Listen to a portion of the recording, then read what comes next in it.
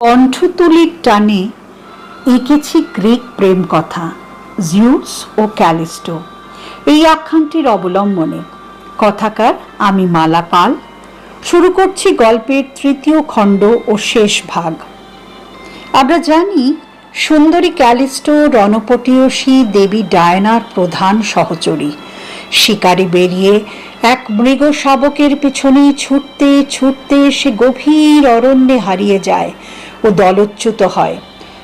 তপ্ত মধ্যাহ্নে সেই অরণ্যে একাকী নারী একটু জলের জন্য হাঁটতে হাঁটতে পথশ্রমে শ্রান্ত তৃষ্ণার্ত দেহে শেষে এক শীর্ণ ঝর্ণার সন্ধান পায়।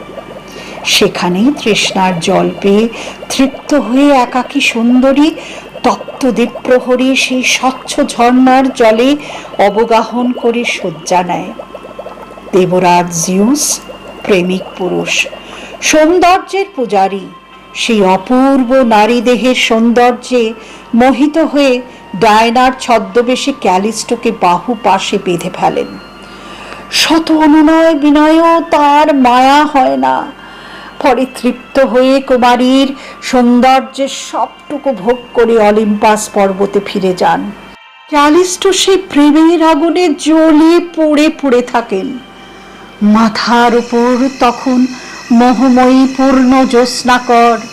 ক্লান্ত ক্যালিস্টো একাকী গভীর অরণ্যে ঘুমিয়ে পড়ে। এখানেই শুরু আমাদের গল্পের তৃতীয় ভাগ, যখন পাখিদের কলতানে ঘুম ভাঙল তার।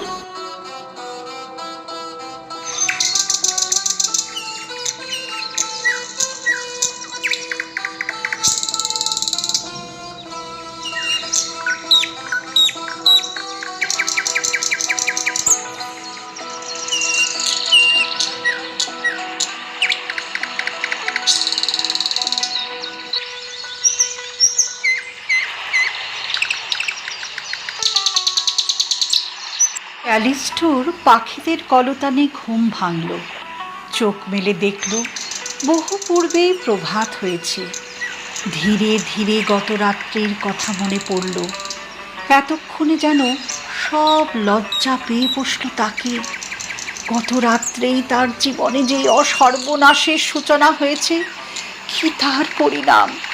ক্যালিস্টো জানে সর্বশক্তিমান জিউসের কাম ও ক্ষুধা হতে তার বাঁচার কোনো উপায় ছিল না। সে জানে সন্দেহপ্রবণা জিউস পত্নী হেরা এসব জানতে পারলে তার রোষবহ্নি থেকেও ক্যালিস্টোর নিস্তার নেই।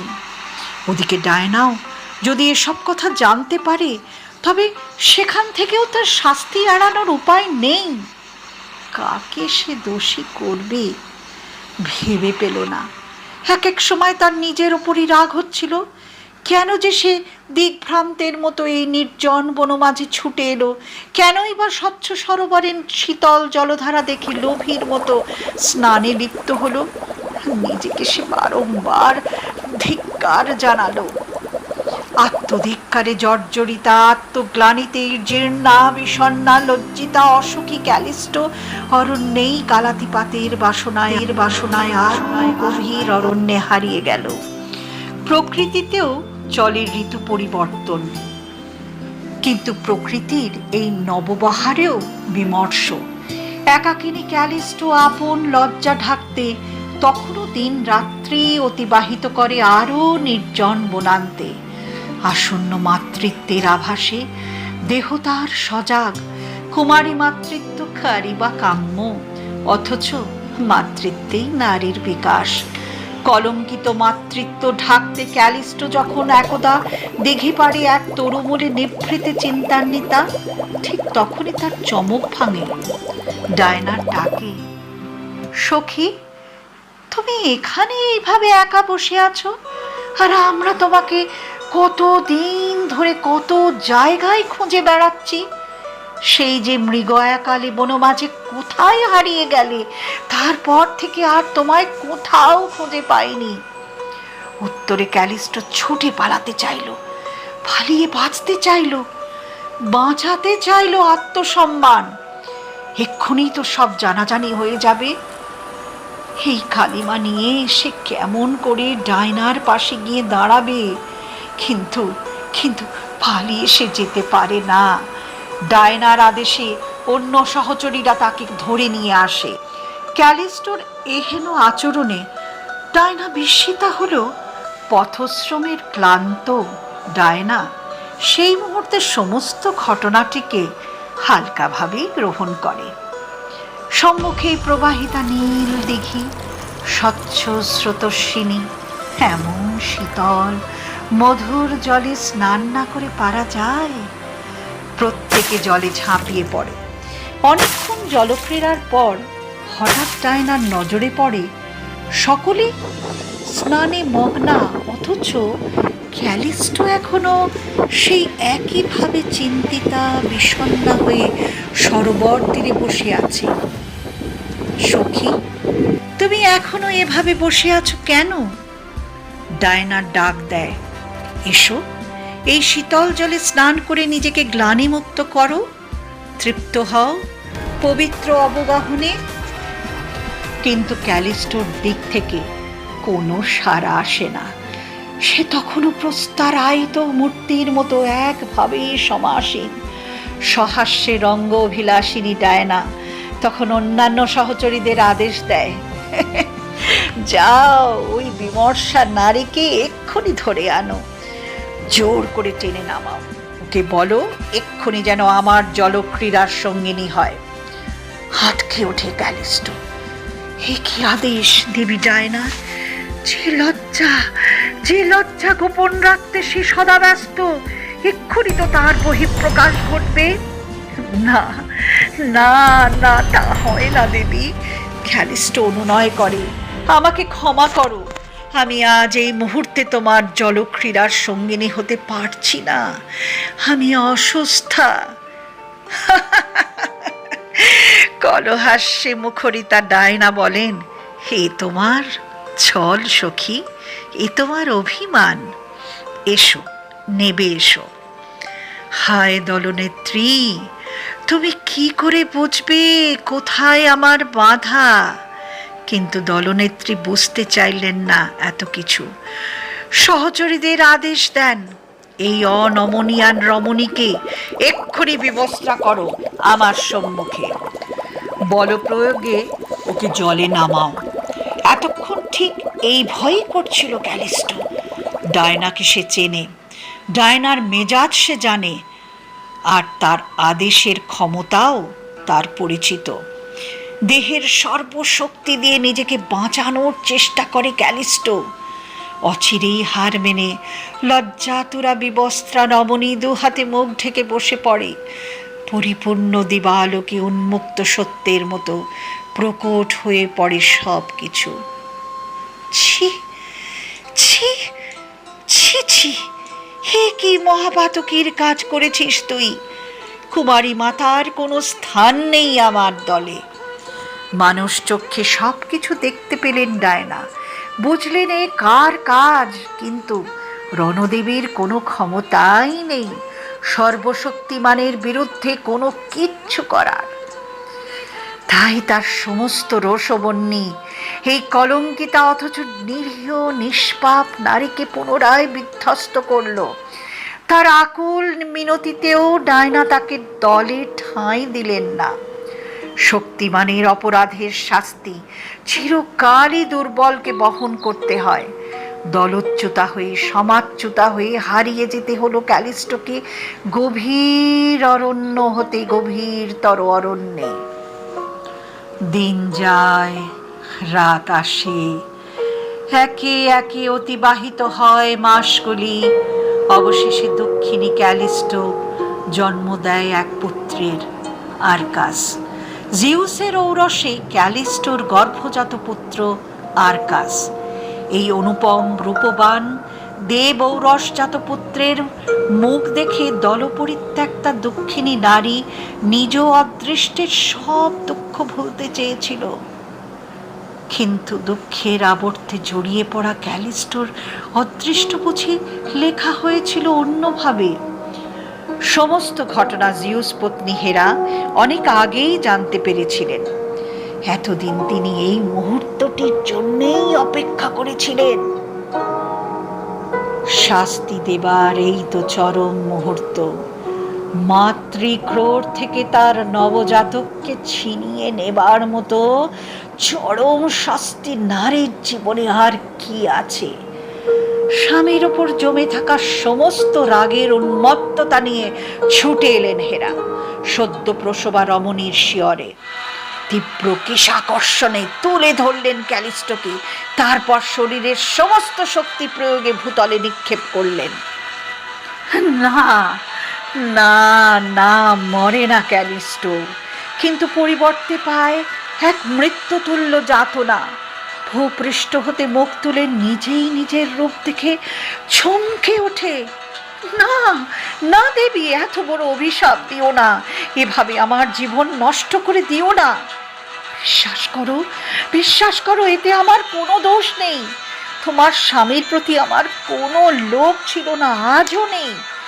সেই তার অন্ধ কামনা নিয়ে আমাকে দূষিত করে গেছে, আর তার তীব্র কামনাজাত সন্তান আমার অনিচ্ছায় আমার গর্ভে এসেছে।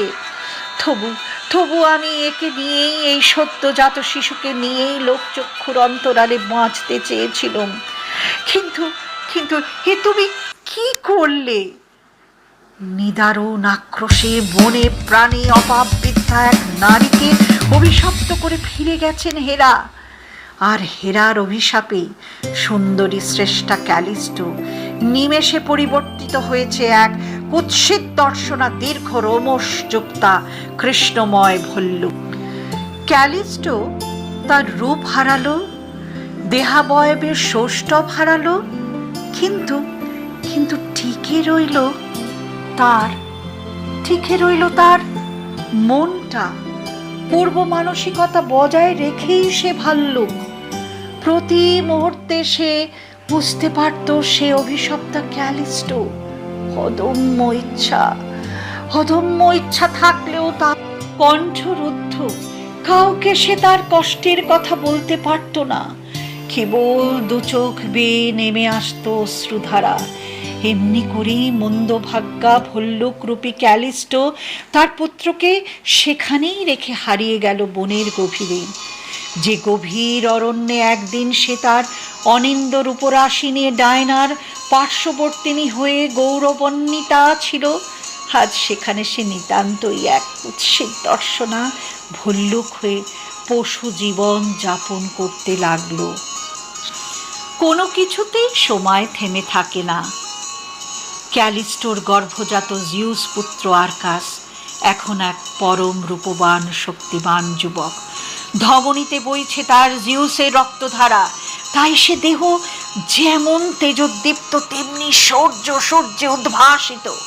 অপরদিকে সে পেয়েছে তার মা ক্যালিস্টোর অনিন্দ সৌন্দর্যের লাবণ্য। শারীরিক কাঠামোয় দীর্ঘদেহী আর্কাস যখন ভল্ল হস্তে কোনো পশুর পশ্চাৎ ধাবন করত, তখন সে দৃশ্য সত্যিই অতীব মনোরম। এহেন বীর আর্কাস একদিন শিকার অন্বেষণে ঘুরতে এসে উপস্থিত হয় সেই গভীর অরণ্যে, যেখানে একান্ত অসহায় অবস্থায় বিমর্ষ ভল্লুকরূপী ক্যালিস্টো একাকিনী বিচরণ করত। সামনেই বাঞ্ছিত শিকার দেখে আর্কাস নিমেষে তার বর্শা তুলে নেয়। কিন্তু এ কি? বিস্মিত হয় আর্কাস। সে লক্ষ্য করে পশুটি তাকে দেখে পলায়নের পরিবর্তে তারই দিকে ধীরে ধীরে পায়ে অগ্রসর হচ্ছে। এবং আশ্চর্য, পশুটির দুই চোখ বেয়ে নেমে আসছে অবিকল ধারাস্রোত। এ চোখের ভাষায় তো নেই কোনো ভীত সন্ত্রস্ত ভাব, বরং যেন এক প্রচ্ছন্ন মাতৃত্বের স্নেহ পাগল আহ্বান। ক্ষণিকের বিভ্রম নিয়ে স্থানবৎ দাঁড়ায় আর্কাস।